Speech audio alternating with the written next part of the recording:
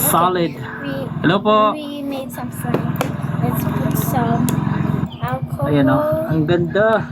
and lotion. Ganda nilang tingnan. Look, guys. Napaka-solid ng experience kapag ka Let's mix it. dumakay rito mga kaibigan, no? Grabe. Okay, that's not Ganda talaga. lotion. Solid sa mata. Sheesh.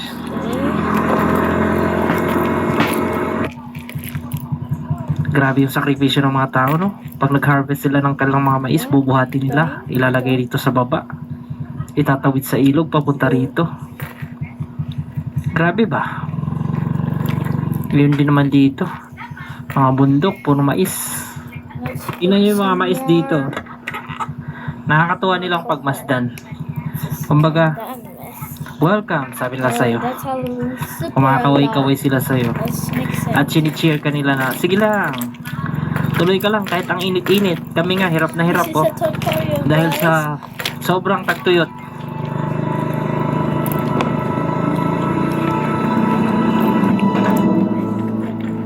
Okay.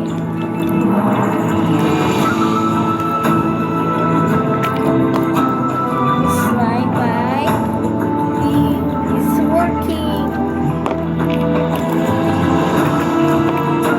Alright mga kaibigan, dito, approaching tayo sa landingan kung tawagin, no? Dinadayo ito ng mga turista. Registration area. Yan. Landingan viewpoint. Akit ka dyan hanggang doon sa taas. Splash. Yun yung mga matatanaw nyo.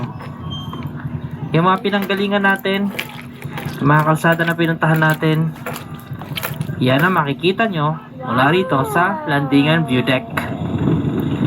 Wow, meron silang cabin, meron silang kubo. Okay. Tapos mula dyan, maranaw mo naman yung sa ibaba, yung Kapatagan at yung Cagayan River. Tara na, labas na tayo dito sa Nagtipunan. Okay, this is a guitar. Let's measure a few. Okay. That's Grabe talaga yung mga maisan. super stretchy. Hindi ako makaget over sa maisan na yun, no? Kanina pa. This is our recipe. Puro mais lang yung nakikita natin. Yan ang bayan or municipal hall ng Nagtipunan.